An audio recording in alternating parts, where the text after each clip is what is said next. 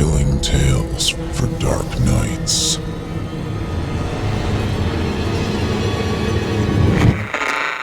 Want to make sure you never miss a Chilling Tales for Dark Nights video again?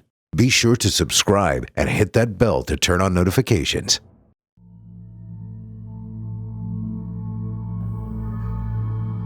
Come on, Sienna, hurry up! I'm gonna get drenched if I stay out here. Even with the threat of getting soaked in ice-cold rain, I did not want to get out of the car. I didn't even want to go out tonight. My plans were to play Baldur's Gate 3 and do absolutely fuck all else. But Poppy, bless her heart, did not accept my plans and just gave me the puppy dog eyes. I can't say no to my best friend, even if what we were doing was, in my humble opinion, dumb as hell. Don't get me wrong, I love Poppy. I've known her since we were babies. Literal, lifelong friendship. But where I was focused on what I could see and touch and verify as real, she had not, to put it lightly. When we were 13, she proudly announced she was now a Wiccan and could communicate with the goddess and the horned god. She dropped Wicca after about 3 months, but other things came and went during that time too. Crystal healing, pendulums, spells, witchcraft unrelated to Wicca, psychics, and of course, tarot cards.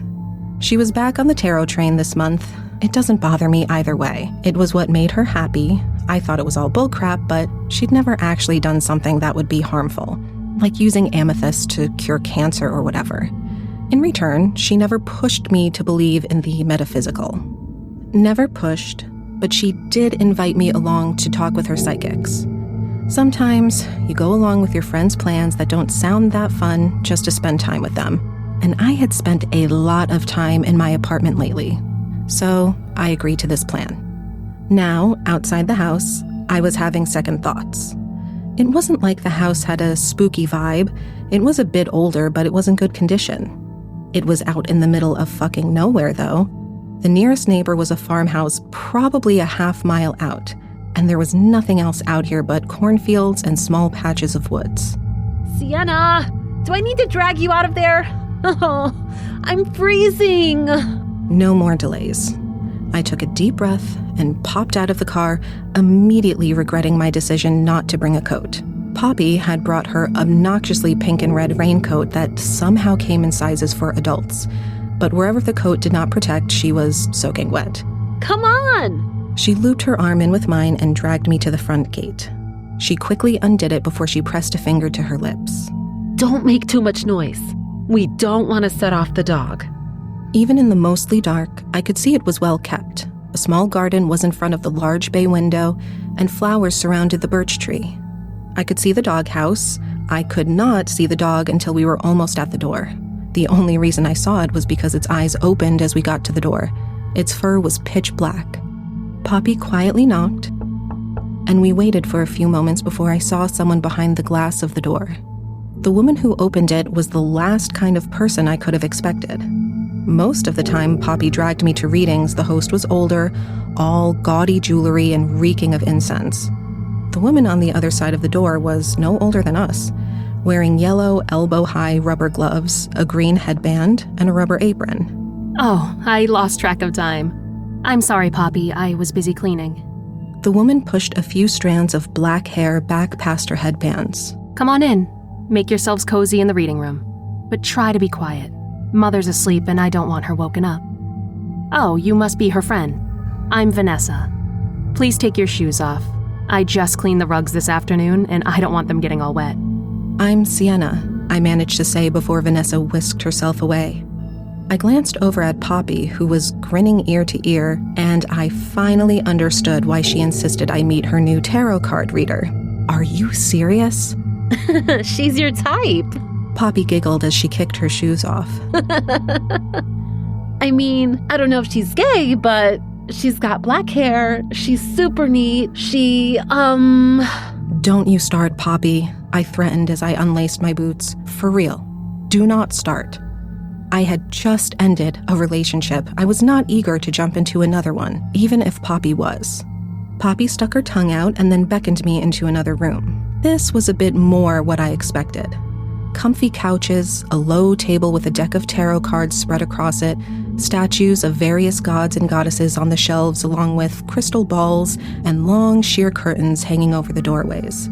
The cat was a welcome change of pace, though. A tuxedo Maine Coon that was lounging in a fluffy bed. Poppy plopped down on one of the couches and I sat next to her. The cat looked unimpressed at our intrusion and just yawned before going back to sleep.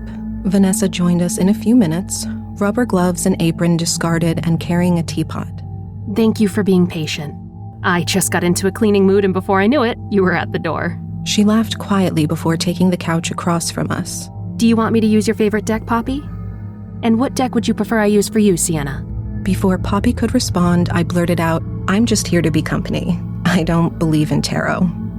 Poppy looked horrified at my bluntness, but Vanessa just quietly giggled as she poured 3 cups of tea.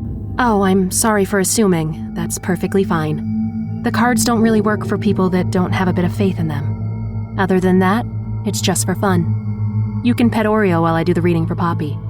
Meanwhile, Vanessa shuffled a deck of cards and started the reading. There was no pitch, no mystical wind-up. It was quite matter-of-fact how Vanessa went through it. More like a friend giving advice than calling on the powers of the universe to solve your problems. I'm so glad you got that promotion at work. You really deserved it. Be mindful, though. Not everyone will have your best interests at heart. I know you're such a sweetheart, but just because that older guy in your department acts sweet and mentor-like, best give him a wide berth. He's not trustworthy, and is just going to hold you back. No, this isn't the time for boyfriend hunting. You really need to focus on yourself right now, and your career. Building a life with someone else is much easier when you've made a good foundation with yourself. You're only 23. There's no hurry. I found myself back on the couch before I knew it, enjoying that mint tea Vanessa had poured for us. Poppy drank down her every word, eyes wide and occasionally nodding as Vanessa spoke. The reading ended with Vanessa patting Poppy on the shoulder. Thanks for coming tonight. The rain's still coming down really hard. If you want to wait for it to peter out a bit, I'll get some cookies if you promise to still keep being quiet. Can you do a reading for me? I didn't even mean to say it. It just popped out. Maybe it's because Vanessa's cute. Maybe because her reading style was genuinely more interesting to me. But now I wanted to see what she had to say about me. Poppy's jaw dropped, but Vanessa only slightly raised her eyebrows. Well, if you'd like to. I'll choose the deck, though, if you're sure. I nodded and watched as Vanessa pulled out a decently sized wooden box from underneath her couch. Inside were packs and packs of different tarot cards, some more traditional, some more goofy and fun. Vanessa traced her fingers over the packs before she selected one that was pale blue with minimalist pictures in gold filigree. Poppy gasped quietly. Oh, I haven't seen that deck before, she said. It's a new one. You'll be the first I use it for, Sienna. I don't know why that felt so flattering, but it did. Vanessa shuffled the deck, her face one of utmost concentration as the cards were mixed together. First card she set down was a little guy holding a pentacle. So, this is definitely meant to be you. Good. That's a place I can work from. Is there any particular questions you want to ask? I shook my head. Then let's just see what advice the cards have for you today. The second card she turned over, and I shit you not, was literally death.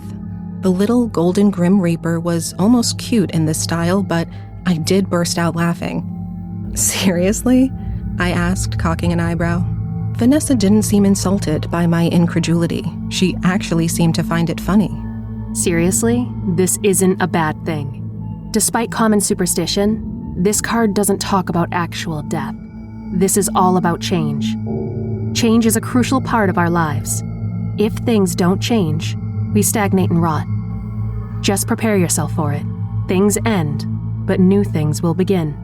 She set the card down and went to pick up another one. But the card she picked accidentally took another one with it. The second card fell onto the table, turning so it was upside down. The Page of Swords. Oh, that's interesting. Vanessa set down the next card, 10 of Swords. She paused for a moment, pursing her lips as she clearly considered the meaning of those two. I knew I was drawn to use this deck of cards for a reason. So I'm going to ask you, does the color blue and the time 11:11 have any significance for you? Before I could answer, there was a screech of tires and a loud crash outside. I sprang to my feet and was going to head to the door when it slammed open. Vanessa visibly flinched and the color drained from her cheeks. Oh no. She whispered before also getting up. You should go. This isn't going to end well. Vanessa, you fucking bitch! The woman who joined us was furious. Her face flushed crimson and each footstep taken was a stomp. Vanessa held up both her hands. Please, Becky, quiet down. Mother is sleeping. Shut up! A nerve was now popping out in Becky's forehead.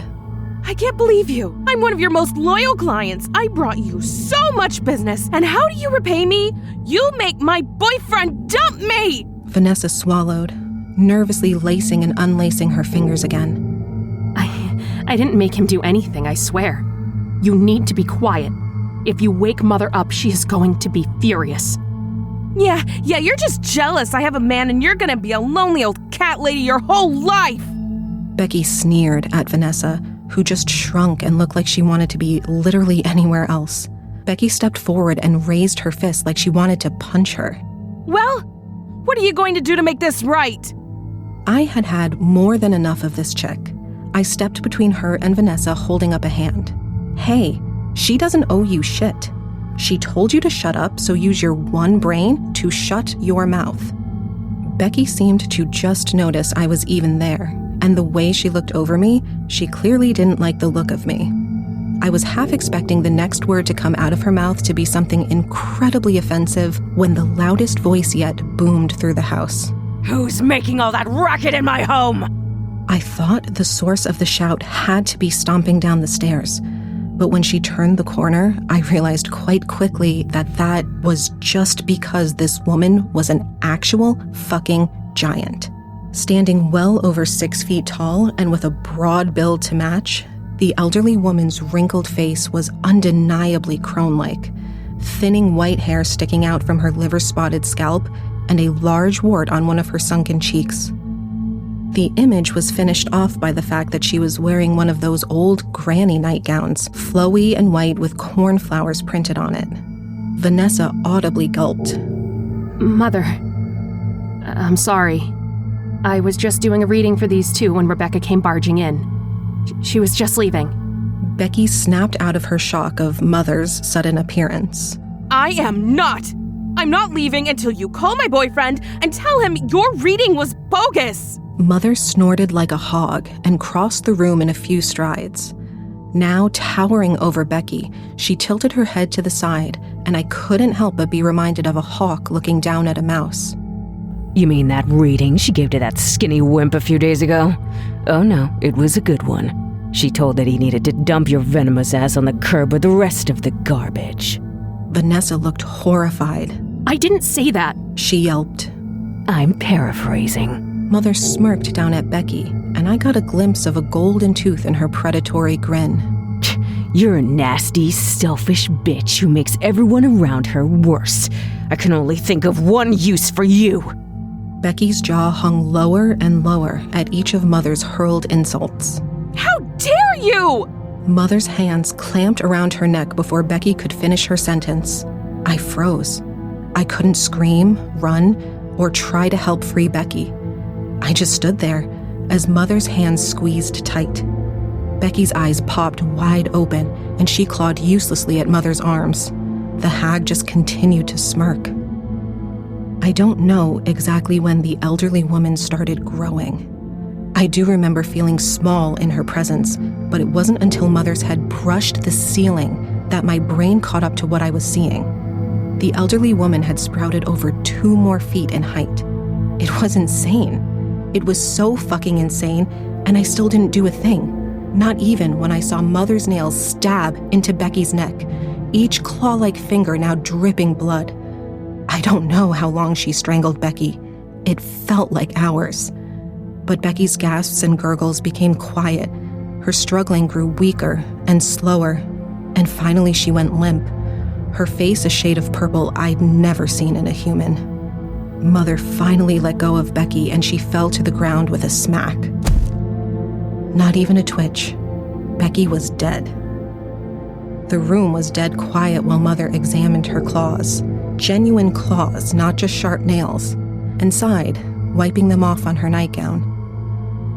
Her beady, black eyes turned to me. I had to be next. I was so screwed. Well, the body's just gonna go to waste if we stand around. Time to get to work. Poppy had also frozen, but that sentence was what kicked her instincts back into drive. She screamed and ran for it. Unfortunately, her path took her right by Mother, and in a blur of movement, the giant hag had backhanded Poppy hard enough to send her sprawling on the floor. Vanessa, dear, put the scaredy cat in the back room. Huh? What? No! No, don't pout. I'm not gonna kill her, too. Just lock her in until I decide what she can be good for. Well, don't just stand there, other girl. Grab the bitch and drag her into the kitchen. I couldn't believe what she was saying, let alone what I did next. I did exactly what I was told to do. I hooked my arms underneath the corpse's armpits and dragged her along, following the chuckling crone as we left the reading room. I heard Poppy asking what we were doing. We needed to get out of there. We needed to call the cops. But I let her voice fade into the background of white noise in my skull. The kitchen was nothing out of the ordinary, save for the giant butcher slab that was up against the right wall. Mother nodded to the slab. Get her up there. It was not a request. It was an order.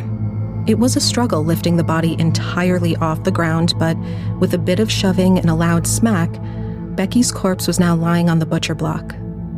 Mother gave me a long look up and down before grinning proudly. Good girl. What's your name? Sienna? I took a nervous step back. What are you going to do with her? What do you think I'm going to do? Mother snorted again. Give you a proper reading, that's what I'm going to do. Oh, those cards are cute little gimmicks, and my darling Vanessa can use them efficiently as one can. But she needs to grow up. Tarot cards are child's play. Anthropomancy, now that's how you get real knowledge of things unknown. Depending on the results, I might try some osteomancy as well, we'll see. Those words meant absolutely nothing to me. Even when Mother shredded Becky's bright blue tank top off her body and pulled a large knife off a rack, I didn't get it. Not until she plunged that knife into Becky's gut and sliced her open. Her innards slipped free, flopping onto the ground with a sickening splat. I stared in horror as Mother stared at them, murmuring quietly to herself as she saw something I couldn't even possibly comprehend. The room was quiet, save for the sound of more of Becky's intestines sliding out. Finally, Mother grunted before slamming the body back down on the slab. We're quite alike, you and I. She said so matter-of-factly, I almost burst out laughing. It was so absurd how calm she was now, compared to her fiery rage when she'd first been woken up. You don't take other people's word for it. You need proof. No blind faith for you. I like that. I swallowed and tried to avoid breathing in through my nose. The smell of blood was about to bowl me over. You like that, I repeated. Yes. Now Mother took a different blade and with the finesse of a butcher started carving up Becky. Slabs of meat were laid to the side while some prime cuts were literally thrown across the room into an open pot. Well, the reading was clear. I shouldn't let you get away. My heart nearly stopped out of fear when Mother looked up. She was now splattered with blood, which, paired with her granny nightgown, somehow made her more terrifying. She threw her head back and shrieked with laughter. Not like that, girl. Oh, you're too much potential to just have for dinner. Mother proceeded to crack open Becky's ribs with her bare hands. She pulled free and held up the woman's heart.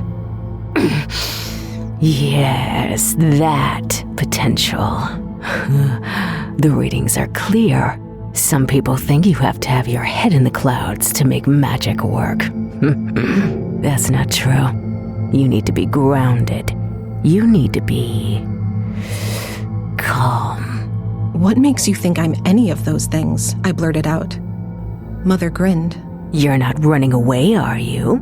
You helped carry this bitch to the table and stayed for your reading, didn't you? Oh, girl, you are something special. Mother hurled her fist back and threw the heart into the pot. Put the lid on. We'll be having a late dinner tonight. She croaked. I needed to stop.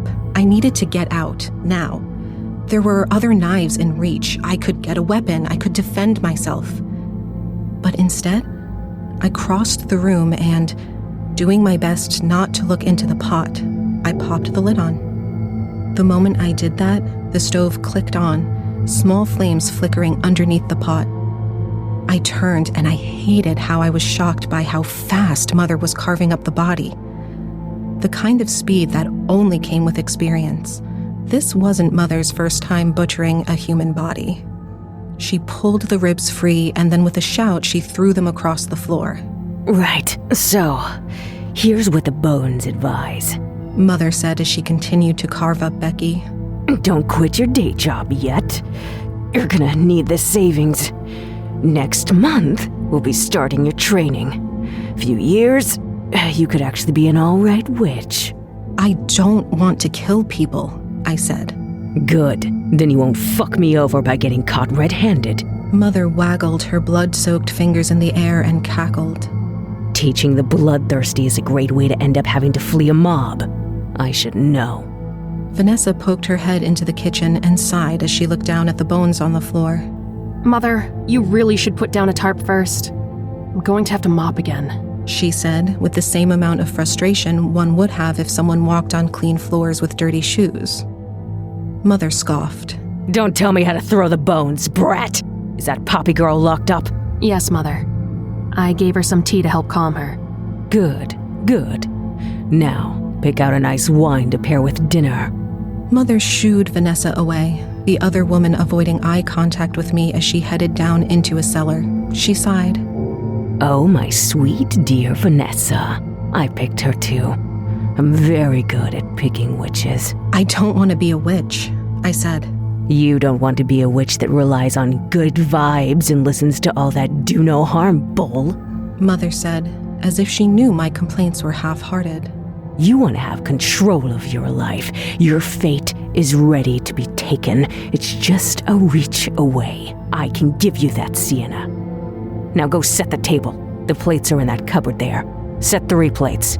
I don't think Poppy's going to have an appetite. Once you're done, you can have a break. I obeyed her again. It wasn't like I didn't have a choice. I wasn't being mind-controlled. I just did what I was told. The plates were fine china, but the silverware had handles that felt like bone. I finally plopped down in one of the chairs and just stopped thinking for a while.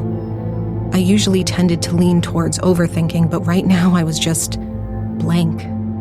I wasn't even sure what I was going to do when I heard Mother shout that dinner was ready.